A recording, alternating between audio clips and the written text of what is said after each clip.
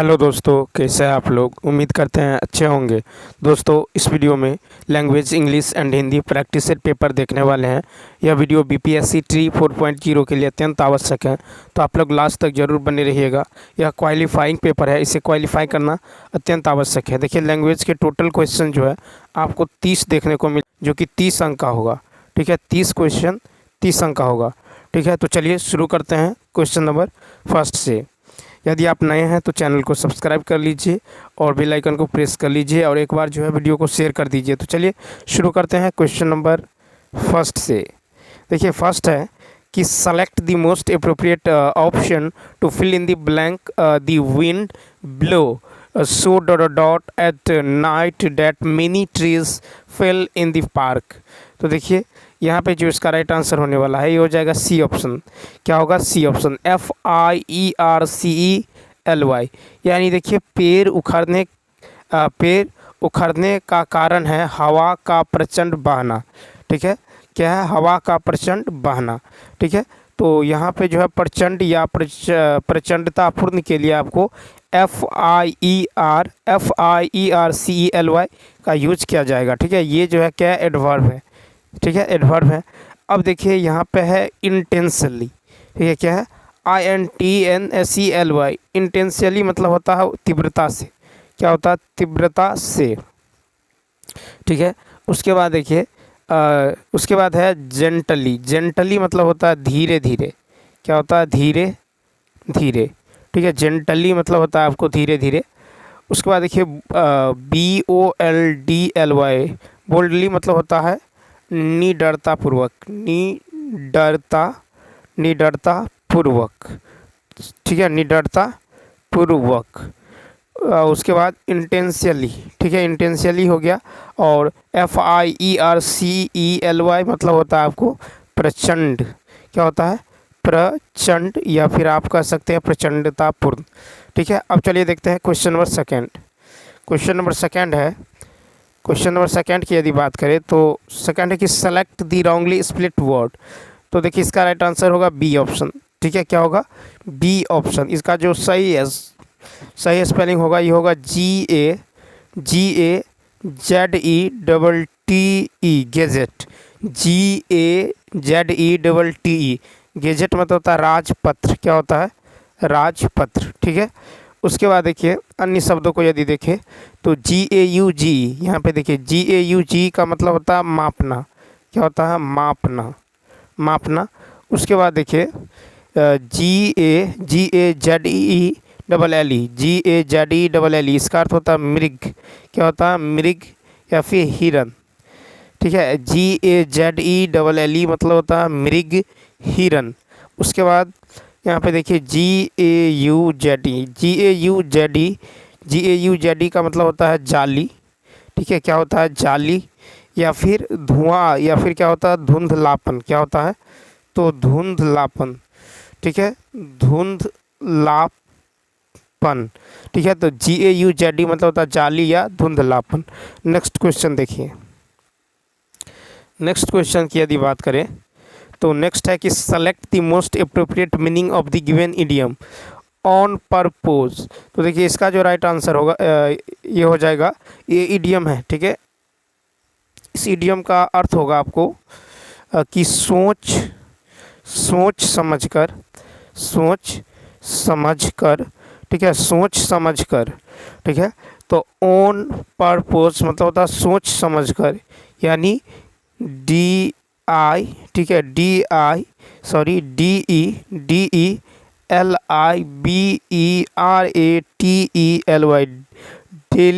Deliberately, यानी C option इसका right answer होगा। ठीक है, डेलीबरेटली मतलब ये होता है सोच समझकर। क्या होता है? सोच समझकर। ठीक है, केयरफुली मतलब होता है सावधानी पूर्वक। ठीक है, सावधानी पूर्वक। और यहाँ पे देखिए डेलीबरेटली मतलब होता है सोच समझकर। क्या होता है? सोच समझकर। ठीक है, ONPURPOS, इसका भी मतलब होता है सोच समझकर। ठीक है, क्या होता है? सोच समझकर। ठीक है, अब चलिए देखते हैं नेक्स्ट। देखिए, विद नो रीजन, यानी विद नो रीजन मतलब किसी कारणवश नहीं, ठीक है, किसी कारणवश नहीं। उसके बाद देखिए क्वेश्चन नंबर जो है 4, क्वेश्चन नंबर 4 है कि how many union territories in India. तो देखिए there are 8 union territories in India, ठीक है। भारत में कितने यूटी हैं? तो 8 यूटी हैं, ठीक है। भारत की बात करें तो देखिए इंडिया में जो है यहाँ पे देखिए स्टेट की बात करें, स्टेट, ठीक है। देखिए भारत में इंडिया, ठीक है, इंडिया में यदि बात करें स्टेट, स्टेट्स और यूनियन टेरेटरीज, तो भारत में जो है कुल 28 जो है राज्य हैं, ठीक है। भारत में कुल 28 राज्य हैं और यूनियन टेरेटरीज कितना है? तो 8 है। याद रखना है, भारत में कुल 28 राज्य और 8 यूटी है। भारत में कुल 28 राज्य और 8 केंद्र शासित प्रदेश हैं। तो कुल प्रांत कितना हो गया? तो कुल प्रांत हो गया आपको 36, ठीक है। टोटल प्रांत कितना हो गया? तो 36। ओके, अब चलिए देखते हैं नेक्स्ट। तो याद रखना है, हो सकता है कभी आपको जो है राज्य पूछ ले, तो कितना होगा? 28। नेक्स्ट, अब देखिए 5 है कि India gate is situated in which city. India gate is situated in which city. तो देखिए इसका राइट आंसर हो जाएगा आपको ए ऑप्शन, न्यू दिल्ली। यानी इंडिया गेट इज सिचुएटेड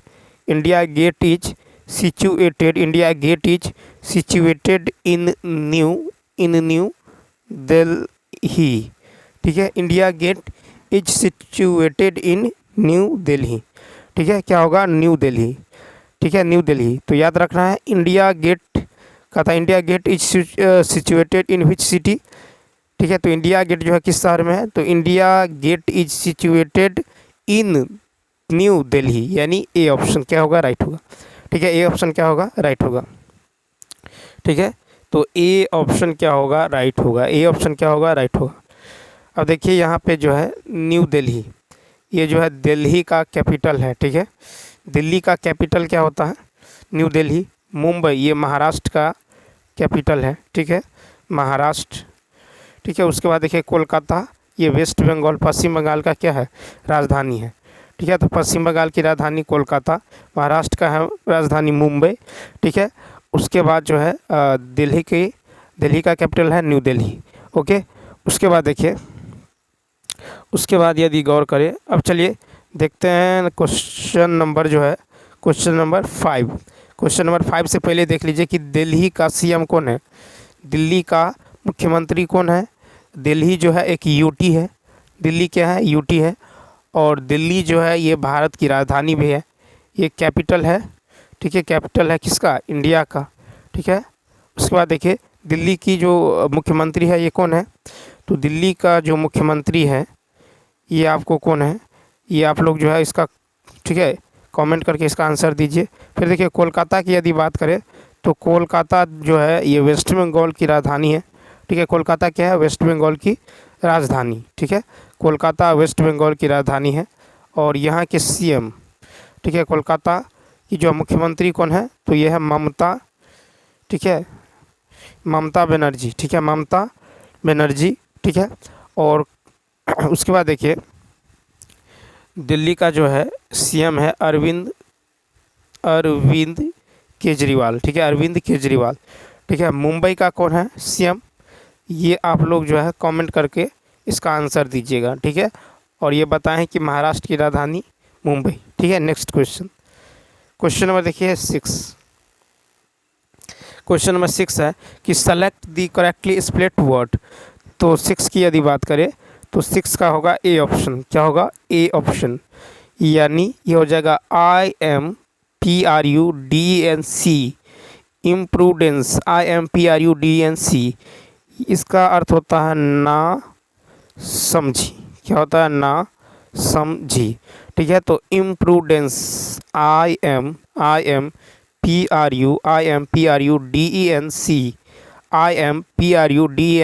इम्प्रूडेंस मतलब होता है ना समझी, ठीक है। क्या होगा? ना समझी, इम्प्रूडेंस, नो की ऐसा होगा ऐसा, ठीक है। क्या होगा?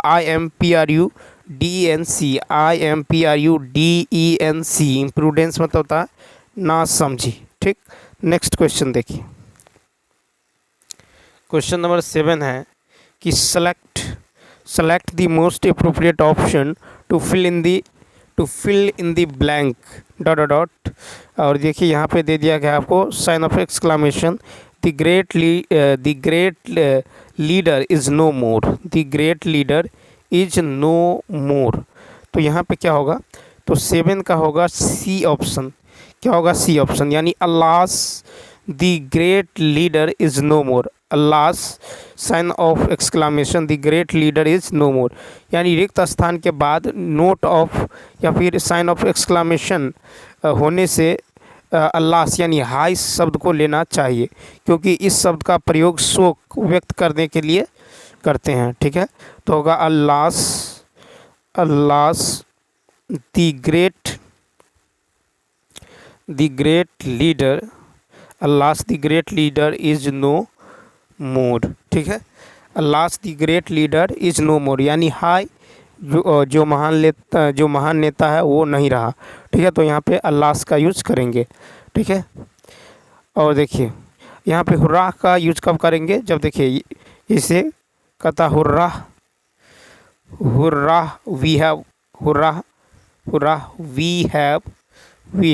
Von the match. ठीक है, hurrah we have won the match. ठीक है, तो यह इस स्थिति में जब खुशी का बात हो तो किसका यूज करेंगे, हुर्राह का। ठीक है, खुशी हर्ष उल्लास। ठीक है, खुशी हर्ष उल्लास। ठीक है, खुशी हर्ष उल्लास। ठीक है, इसको व्यक्त करने के लिए हम लोग हुर्राह का यूज करते हैं। ठीक है, उसके बाद देखिए अल्लास का जब दुख, ठीक है, दुख कष्ट पीड़ा, ठीक है, दुख कष्ट पीड़ा इत्यादि का बोध हो तो अल्लास का यूज करते हैं। ठीक है, उसके बाद देखिए क्वेश्चन नंबर 8 है कि select the option that can be used as a one word substitute for the given group of words. कहता है story of an individual written by himself. देखिए 8 का राइट आंसर हो जाएगा बी ऑप्शन। क्या होगा, ऑटोबायोग्राफी। तो देखिए story of an individual written by himself, ये होता है ऑटोबायोग्राफी। ऑटोबायोग्राफी का मतलब होता है आत्मकथा। इसका जो अर्थ होगा ये होगा आत्मकथा। ठीक है, आत्मकथा। Story of an individual written by himself यानी ऑटोबायोग्राफी। क्या होगा, ऑटोबायोग्राफी यानी स्वयं से लिखा गया कहानी। क्या होता है, ये होता है ऑटोबायोग्राफी, आत्मकथा। ठीक, अब देखिए यहाँ पे नोवेल मतलब होता है, नोवेल मतलब होता है उपन्यास। नोवेल मतलब क्या होता है, तो नोवेल मतलब होता है उपन्यास। ठीक है, नोवेल मतलब उपन्यास। उसके बाद देखिए बायोग्राफी मतलब होता है दूसरे, बायोग्राफी मतलब होता है दूसरे के द्वारा, बायोग्राफी मतलब होता है दूसरे के द्वारा लिखी गई जीवनी, दूसरे के द्वारा। ठीक है, दूसरे के द्वारा लिखी गई जीवनी। ठीक है, दूसरे के द्वारा लिखी गई जीवनी। ठीक है, तो याद रखना है बायोग्राफी मतलब होता है दूसरे के द्वारा लिखी गई जीवनी। उसके बाद देखिए हिस्ट्री, HISTORY, हिस्ट्री मतलब क्या होता है, तो हिस्ट्री मतलब होता है इतिहास। हिस्ट्री मतलब क्या होता है, इतिहास।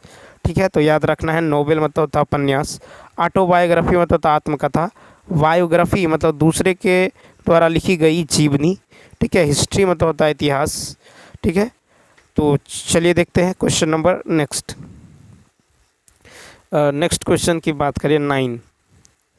क्वेश्चन नंबर देखिए 9। अब यहाँ से हिंदी शुरू होता है। देखिए दंत से उच्चारित वर्ण है, तो दंत से उच्चारित वर्ण है तो वर्ग।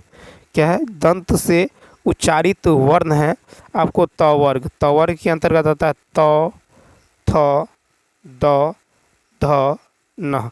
ठीक है, तो दंत से उच्चारित वर्ग है तो वर्ग। क्या है, तो वर्ग यानी A is the right answer. क्या होगा, A is the right answer. तो वर्ग में आता है तो, थ, द, ध, न।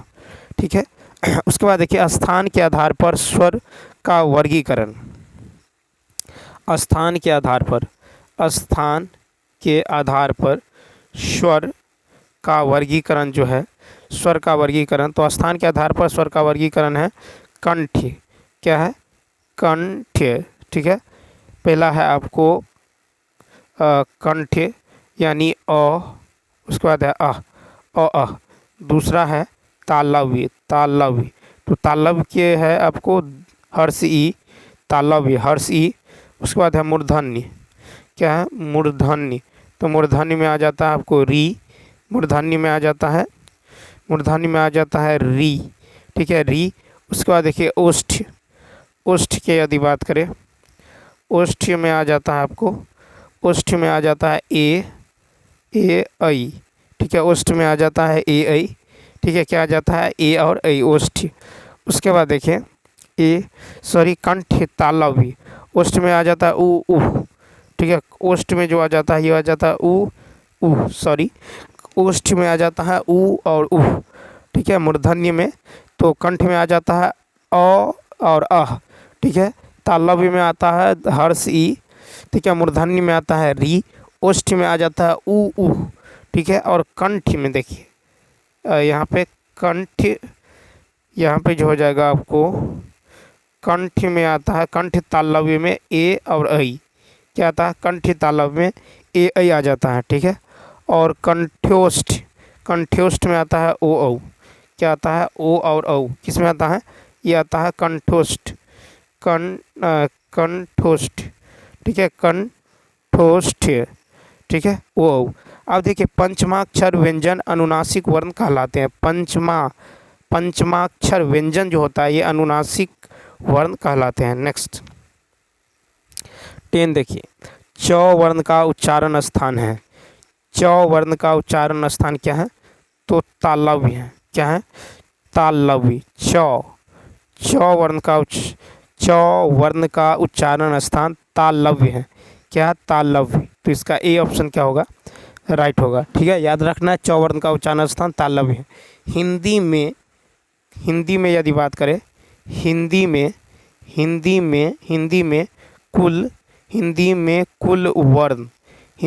कुल वर्ण कितने हैं? 52। हिंदी में कुल कितने वर्ण होते हैं? तो 52 वर्ण होते हैं। विसर्ग का प्रयोग जो है स्वर के बाद किया जाता है। ठीक है, विसर्ग है, विसर्ग का जो यूज है ये स्वर के बाद, विसर्ग का यूज स्वर के बाद किया जाता है। ठीक, चंद्र बिंदु के उच्चारण के समय हवा मुंह और नाक दोनों से निकलती है। चंद्र बिंदु के उच्चारण के समय हवा मुंह और नाक दोनों से निकलती हैं। र का चिन्ह जब व्यंजन वर्ण के ऊपर लगाया जाता है तो उसे रेफ कहते हैं। जैसे रेफ, जैसे गर्म, धर्म। ठीक है, गर्म कॉमा धर्म। ठीक, अब चलिए देखते हैं नेक्स्ट। देखिए नेक्स्ट है कि वे अविकारी शब्द जो दो शब्दों वाक्यों अथवा वाक्य खंडों को जोड़ते हैं कहलाते हैं। तो 11 का सी समुच्चय बोधक। ठीक है, वे अविकारी शब्द जो दो शब्दों वाक्यों अथवा वाक्य खंडों को जोड़ते हैं ये समुच्चय बोधक शब्द कहलाते हैं। अविकारी शब्द वह शब्द हैं जिसका किसी भी अवस्था में रूप नहीं बदलता है। ठीक है, समुच्चय बोधक अव्यय जो है इसके दो भेद हैं। समुच्चय बोधक अव्यय के कितने भेद हैं? दो भेद। एक तो हो जाता है आपको संयोजक। क्या होता है? संयोजक। ठीक है, संयोजक। और दूसरा हो जाता है आपको विभाजक। संयोजक और विभाजक। ठीक है, तो याद रखना है समुच्चय बोधक अव्यय के दो भेद हैं, संयोजक और विभाजक। अब देखिए विभाजक समुच्चय बोधक अव्यय का जो उदाहरण है ये है आपको ये हो जाएगा या। ठीक है, व पर, या व पर। ठीक है, परंतु, लेकिन, वरन, बल्कि, नहीं, चाहे, अथवा, ये सब जो है विभाजक समुच्चय बोधक अव्यय का उदाहरण है। नेक्स्ट क्वेश्चन देखिए, कहता कि कूपन और बिगुल किस भाषा का शब्द है? तो देखिए कूपन और बिगुल, कूपन और बिगुल जो है, कूपन और बिगुल, कूपन और बिगुल ये जो है फ्रांसीसी, कूपन और बिगुल फ्रांसीसी भाषा का शब्द है। कूपन और बिगुल किस भाषा का शब्द है? तो कूपन और बिगुल फ्रांसीसी भाषा का शब्द है, यानी इसका ए ऑप्शन क्या होगा? राइट होगा। फ्रांसीसी भाषा का हिंदी भाषा में लिया गया शब्द, फ्रांसीसी भाषा का हिंदी भाषा में लिया गया शब्द, तो ये होगा आपको कारतूस, कारतूस, ठीक है। उसके बाद है कर्फ्यू, कारतूस, कर्फ्यू आदि, ठीक है। तो ये फ्रांसीसी भाषा का हिंदी भाषा में लिया गया शब्द है, कारतूस, कर्फ्यू आदि। हिंदी में अरबी भाषा का शब्द है, हिंदी में अरबी भाषा का शब्द है कसम, ठीक है। कसम है, कागज है, कसम, कागज, खबर, कसम, कागज, खबर, कसम, कागज, खबर, जुलूस, इनाम, हिसाब इत्यादि हैं। तुर्की भाषा का हिंदी भाषा में जो है शब्द है, तुर्की भाषा का हिंदी में लिया गया शब्द है कुर्ता, ठीक है। कुर्ता है, चाकू है, कुर्ता, चाकू, कुर्ता, चाकू, बेगम, कुर्ता, चाकू, बेगम, कुर्ता, चाकू, बेगम, सौगात आदि हैं, ठीक। वहीं हिंदी भाषा में जापानी भाषा का शब्द है सुनामी, ठीक है, सुनामी, सुनामी। उसके बाद है रिक्शा, सुनामी, रिक्शा। तो हिंदी भाषा में जापानी भाषा का शब्द सुनामी और रिक्शा है। नेक्स्ट क्वेश्चन नंबर देखिए, क्वेश्चन नंबर 13 है कि रात्रि का शुद्ध रूप निम्न में से कौन सा है? तो देखिए रात्रि का जो शुद्ध रूप होगा, रात्रि का शुद्ध रूप ये होगा रौ आकार त्रौ हर्षिकार। क्या होगा? रौ आकार त्रौ हर्षिकार, रात्रि, यानी बी ऑप्शन।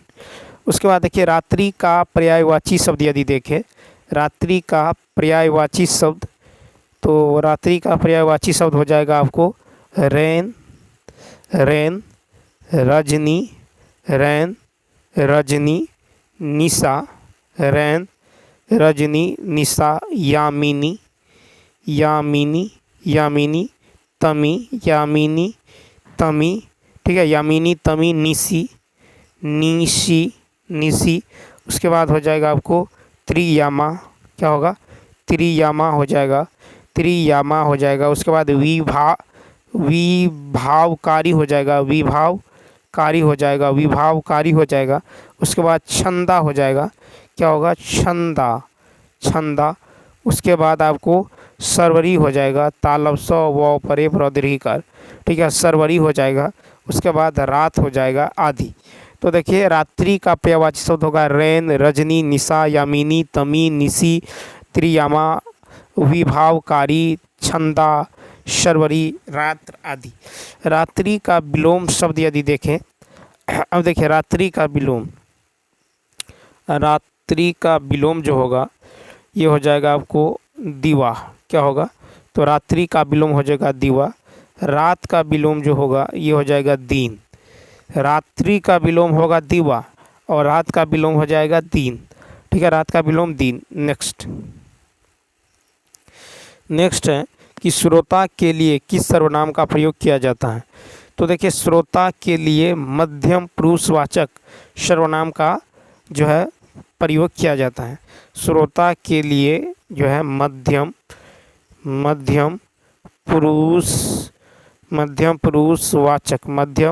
पुरुषवाचक सर्वनाम का प्रयोग किया जाता है, यानी इसका राइट आंसर होगा बी ऑप्शन, ठीक है, मध्यम। अब देखिए पुरुषवाचक सर्वनाम की यदि बात करें, पुरुषवाचक सर्वनाम को 3 भागों में बांटा गया है, या ये कहें कि पुरुषवाचक सर्वनाम के 3 भेद होते हैं, ठीक है। कितने भेद होते हैं? 3 भेद होते हैं। 3 भेद होते हैं। कौन कौन होते हैं? तो पहला होता है उत्तम पुरुष, उसके बाद होता है आपको मध्यम पुरुष, और तीसरा होता है अन्य पुरुष। क्या होता है? अन्य पुरुष। उत्तम पुरुष लेखक या वक्ता को उत्तम पुरुष कहते हैं, ठीक है, लेखक या वक्ता को क्या कहते हैं? उत्तम पुरुष। जैसे मैं, ठीक है, उत्तम पुरुष हो गया मैं, उसके बाद हम, ठीक है। तो लेखक या वक्ता को उत्तम पुरुष कहते हैं, जैसे मैं, हम। मध्यम पुरुष, तो जिससे वक्ता कहता हो या बात करता हो, जैसे तू, तू, तुम, आप, ठीक है। तू, तुम और आप, ये हो गया आपको मध्यम।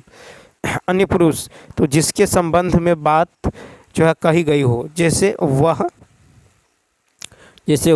वे, ये सब क्या होगा, अन्य पुरुष। नेक्स्ट देखिए क्वेश्चन नंबर 15, कहता यह गाय अधिक दूध देती है। उक्त वाक्य में अधिक किसकी विशेषता बता रहा है? तो देखिए यह गाय अधिक दूध देती है, तो उक्त वाक्य में अधिक जो है ये विशेषण दूध की विशेषता को बता रहा है, तो बी ऑप्शन, ठीक है। तो यहाँ पे बी ऑप्शन क्या होगा, राइट होगा।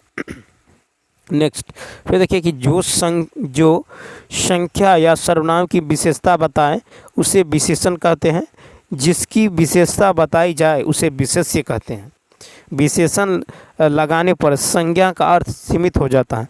पुरुषवाचक और निजवाचक विशेषण के सिवा अन्य सर्वनाम जब किसी संज्ञा के पहले आता है तो वे सार्वनामिक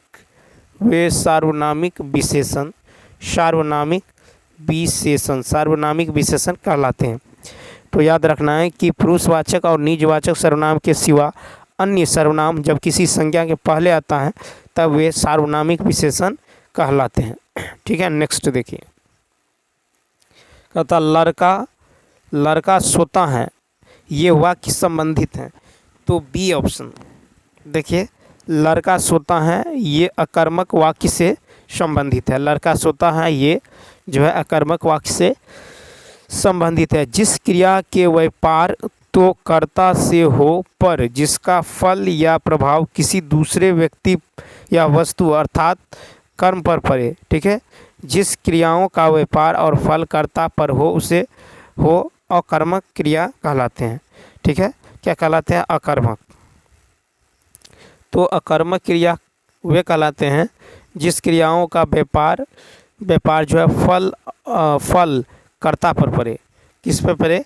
तो कर्ता पर पड़े, उसको कहते हैं अकर्मक क्रिया, ठीक है, अकर्मक क्रिया। उसके बाद है अकर्मक क्रिया में कर्म नहीं होता है।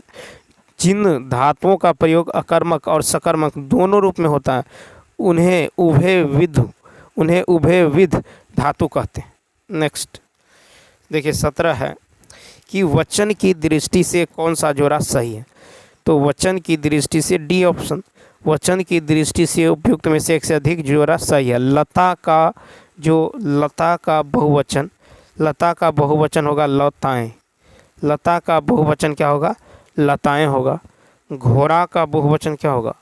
तो घोड़ा का बहुवचन होगा आपको, घोड़ा का बहुवचन होगा घोड़े, ठीक है। घोड़ा का बहुवचन क्या होगा?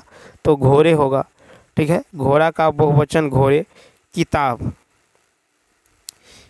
का बहुवचन जो होगा ये होगा किताबें। किताब का बहुवचन क्या होगा? तो किताबें, ठीक। उसके बाद देखिए वचन का अर्थ है, वचन का अर्थ यदि देखिए वचन का अर्थ होता है बोली, वचन का अर्थ होता है बोली, ठीक है। कथन, बोली, कथन, ठीक है, बोली और कथन। उसके बाद देखिए सामान्य अर्थ में व्यक्तिवाचक, द्रव्यवाचक, भाववाचक संज्ञा के बहुवचन नहीं होते हैं। सामान्य अर्थ में व्यक्तिवाचक, द्रव्यवाचक और भाववाचक संज्ञा के बहुवचन नहीं होते हैं। नेक्स्ट देखिए क्वेश्चन नंबर 18 है कि निम्न में से स्त्रीलिंग शब्द को पहचानिए। स्त्रीलिंग शब्द जो है ये जुड़ाव, ठीक है। जुड़ाव क्या है? तो स्त्रीलिंग शब्द है। जुड़ाव क्या है? ये आपको स्त्रीलिंग शब्द है, स्त्रीलिंग शब्द है। वचन के अधीन संज्ञा के रूप दो तरह से परिवर्तित होता है। एक तो विभक्ति रहित होता है, एक विभक्ति सहित होता है। तो कुछ ऐसी भी पुल्लिंग संज्ञाएं हैं जिनके रूप वचन में एक से रहते हैं, जैसे मामा, नाना, बाबा, दादा, ठीक है, दाता, पिता, योद्धा, युवा, आत्मा, देवता, जमाता आदि। पाठक का बहुवचन ये होगा पाठक गण होगा। पाठक का बहुवचन क्या होगा? पाठक गण।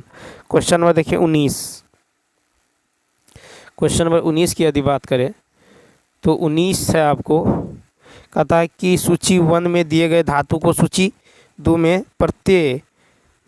में प्रत्यय से सुमेलित कीजिए। तो यहाँ पे देखिए 19 का यदि बात करें तो 19 का देखिए पाठ का हो जाएगा अक, पाठ का क्या हो जाएगा, तो यहाँ पे पाठ का हो जाएगा अक, यानी एक का हो जाएगा डी 4, पाठ का हो जाएगा अक, चाल का हो जाएगा आक, चाल तो आक, ठीक है, चाल आक। उसके बाद देखिए झटक, झटक का होगा आ, झटक का क्या होगा, आ होगा। पशु का होगा इक, पशु का क्या होगा, तो इक हो जाएगा, ठीक है, पशु का हो जाएगा इप, ई अको इक, ठीक है। तो यहाँ पे गौर करिए, पाठ त अक, पाठ अक, फिर है चाल, तो चाल का हो जाएगा, पाठ का होगा अक, चाल का हो जाएगा आक, झटक का हो जाएगा आ, पशु का इक, ठीक है, ई अको इक।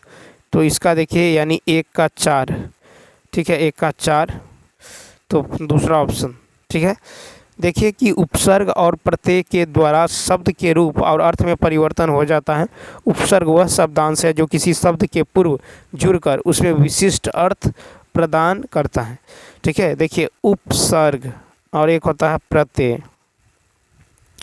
उपसर्ग जो है, ये उपसर्ग उ पहले आता है और प बाद में आता है। इसका मतलब ये हुआ कि उपसर्ग जो है पहले आएगा, ठीक है, उपसर्ग पहले आएगा और प्रत्यय बाद में आएगा, ठीक है। उपसर्ग वह शब्दांश है जो किसी शब्द के पूर्व जुड़कर उसमें विशिष्ट अर्थ प्रदान करता है। उसके बाद देखिए क्वेश्चन नंबर जो है 20, क्वेश्चन नंबर नेक्स्ट, कहता त्रिभुवन, त्रिभुवन शब्द में कौन सा समास है, तो त्रिभुवन शब्द में जो है द्विगु समास है। त्रिभुवन शब्द में कौन सा समास है, द्विगु। अब देखिए संधि और समास में कुछ अंतर देखें तो इसका सी ऑप्शन राइट होगा। त्रिभुवन में जो है, त्रिभुवन में द्विगु समास है, ठीक है। त्रिभुवन यानी यहाँ पे त्रि मतलब 3 का बोध हो रहा है, ठीक है, तो संख्या का बोध हो रहा है, तो ये होगा द्विगु समास। संधि और समास में अंतर, संधि में 2 वर्णों का योग होता है। देखिए संधि, संधि, ठीक है, संधि और समास, संधि और समास। तो संधि में क्या होता है, संधि में जो है 2 वर्णों का योग होता है, ठीक है, संधि में 2 वर्णों का योग होता है, लेकिन समास में 2 पदों का योग होता है, लेकिन समास में 2 पदों का योग होता है, ठीक है। तो संधि में 2 वर्णों का योग होता है, लेकिन समास में 2 पदों का योग होता है। संधि में 2 वर्णों के मेल और विकार की संभावना रहती है। दूसरी ओर समास में पदों के प्रत्यय का लोप हो जाता है। संधि को तोड़ना विच्छेद कहलाता है, जबकि समास को तोड़ना विग्रह कहलाता है।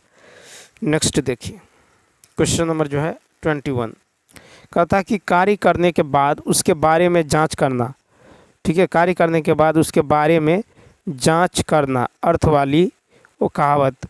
तो देखिए यह है कि पानी पीकर जाति पूछना, पानी पीकर जाति पूछना। तो कार्य करने के बाद उसके बारे में जांच करना अर्थ वाली कहावत है, पानी पीकर जाति पूछना। कहता है कि दाई से पेट छिपाना, दाई से पेट छिपाना मुहावरे का अर्थ है छिपाना, यानी जानकार से भेद छिपाना, जानकार से भेद छिपाना। दाल न गलना, ठीक है, दाल न गलना। तो देखिए दाल न गलना मुहावरे का अर्थ जो अर्थ होता है, ये मतलब होता है कि नौ निकलना, ठीक है, नौ निकलना, ठीक है, नौ निकलना। उसके बाद है कि नशा, क्या है कि नशा उतरना, नशा उतरना मुहावरे का अर्थ है वास्तविकता का ज्ञान होना, ठीक है, वास्तविकता का ज्ञान होना। नेक्स्ट है कि वह वाक्य सरल वाक्य कहलाते हैं जिनमें, तो देखिए सी ऑप्शन, जिनमें एक ही उद्देश्य और एक ही विधेय हो। तो वह वाक्य सरल वाक्य कहलाते हैं जिसमें एक ही उद्देश्य और एक ही विधेय हो। सरल वाक्य को साधारण वाक्य, सरल वाक्य को साधारण वाक्य, सरल वाक्य को साधारण वाक्य भी कहते हैं। मिश्रित वाक्य को जटिल वाक्य भी कहते हैं। और संतृष्ट वाक्य को यौगिक या संयुक्त वाक्य भी कहते हैं। नेक्स्ट क्वेश्चन देखिए 23, हमें सफलता मिलने तक प्रयास करना चाहिए।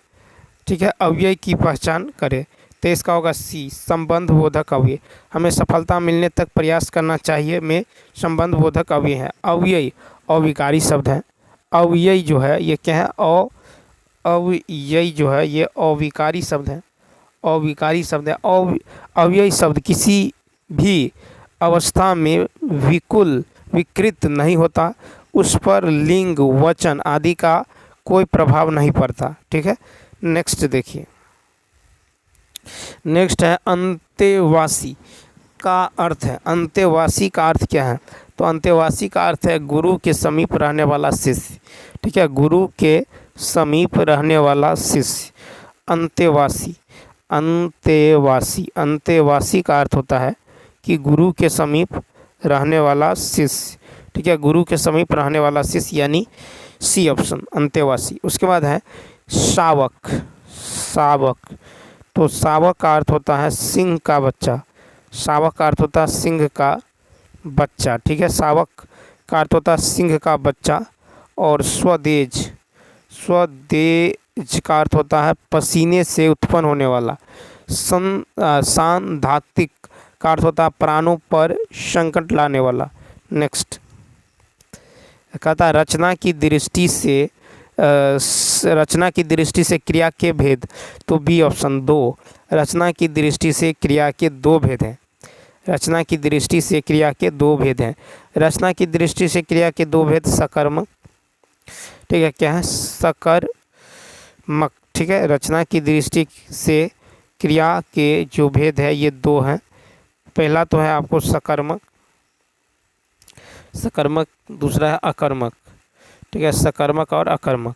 तो क्रिया विशेषण और क्रिया विशेषण के चार भेद हैं। ठीक है, क्रिया विशेषण के कितने भेद हैं? क्रिया विशेषण के चार भेद हैं।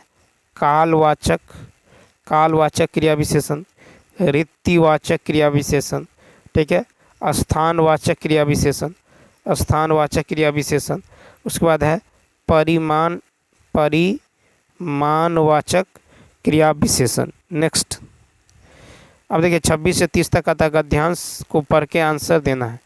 ठीक है, तो गद्यांश की यदि बात करें तो देखिए गद्यांश है कि पारखी डॉक्टर बोगल ने यूं ही चंबा को अचंभा नहीं कह डाला था, और इसमें सैलानी भी इस नगरी में ही यूं ही नहीं खींचे चले आते। चंबा की वादियों में ऐसा कोई सम्मोहन जरूर है तो सैलानियों को मंत्रमुग्ध कर देता है, और वे बार बार यहाँ दस्तक देने चले आते हैं। जहाँ मंदिर में उठती स्वर लहरियाँ परिवेश को आध्यात्मिक बनाती हैं। ठीक है, आध्यात्मिक बनाती हैं, वहीं रावी की नदी की मस्ती, रवानगी और पहाड़ों से आते शीतल हवा के झोंके, शीतल हवा के झोंके से सैलानियों की जो है ताजगी का एहसास कराते हैं। चंबा का इतिहास, कला और पर्यटन का जो है मनोहारी मेले हैं, और चंबा के लोग अलमस्त फक्कर तबीयत के चंबा की पहाड़ियों को ज्यों ज्यों हम पार करते हैं। ठीक है, आश्चर्य के कई जो है वर्ग, आश्चर्य के कई वर्ग सामने खुलते चले जाते हैं। प्रकृति अपने दिव्य सौंदर्य की झलक दिखलाती हैं। चंबा के सौंदर्य को आत्मसात करने के बाद ही डॉक्टर बोगल ने इसे अचंभा कहा होगा। चंबा का यह सौभाग्य रहा कि उसे एक से एक बड़ा कालप्रिय धार्मिक और जनसेवक राजा मिला। इन राजाओं के काल में जो है न सिर्फ यहाँ की लोक कलाएँ फली फूली, अपितु इनकी जो है ख्याति चंबा की सीमाओं को पार करके पूरे भारत में फैली। इन कला प्रिय नरेशों में राजश्री सिंह 1844, राजा राम सिंह 1873 और राजा भूरी सिंह 1904 के नाम जो है विशेष रूप से उल्लेखनीय हैं। वास्तुकला हो या भित्ति चित्रकला, मूर्तिकला हो या जो है काष्ठ कला, जितना प्रोत्साहन इन्हें चंबा में मिला शायद ही अन्यत्र कहीं मिला होगा। ठीक है, चंबा की कलम शैली ने खास अपनी पहचान बनाई और किसी घाटी की ऊंचाई पर खड़े होकर देखे तो समूचा चंबा शहर भी किसी अनूठी कलाकृति जैसी ही लगता है। नेक्स्ट, अब देखिए क्वेश्चन है, चंबा का इतिहास धर्म और पर्यटन का कैसा मेल है? तो इसका होगा ए ऑप्शन, यानी मन को हारने वाला। ठीक है, तो चंबा का इतिहास धर्म और पर्यटन का मन को हारने वाला मेल है। ठीक है, मन को हारने वाला मेल है। मनोहर दृश्य देखकर सैलानियों को मंत्रमुग्ध कर देता है और बार बार आने के लिए मजबूर कर देता है। नेक्स्ट क्वेश्चन है कि डॉक्टर बोगल ने चंबा को अचंभा कब कहा? तो देखिए देखने के बाद, बी ऑप्शन, डॉक्टर बोगल ने चंबा को अचंभा देखने के बाद कहा। चंबा घाटी की वादियों ने डॉक्टर बोगल को बहुत ही आकर्षित किया है। नेक्स्ट है कि चंबा को सौभाग्यशाली क्यों कहा गया है? तो देखिए चंबा को सौभाग्यशाली जो है राजा के कारण कहा गया है। ठीक है, तो राजा के कारण कहा गया है, यानी ए ऑप्शन। तो देखिए चंबा को जो है सौभाग्यशाली राजा के कारण कहा गया है। यहाँ के राजाओं बड़ा ही लोक कला प्रिय, धार्मिक और जनसेवक के रूप में कार्य किया है। ठीक है, कला साहित्य के संरक्षक राजाओं में राजश्री सिंह, राजा राम सिंह और राजा भूरी सिंह विशेष रूप से उल्लेखनीय है। वास्तुकला, चित्रकला, काष्ठकला और मूर्तिकला आदि क्षेत्रों में चंबा नगरी का विशेष योगदान है। क्वेश्चन नंबर देखिए नेक्स्ट, चंबा की किस शैली ने अपनी पहचान बनाई है? तो कलम शैली।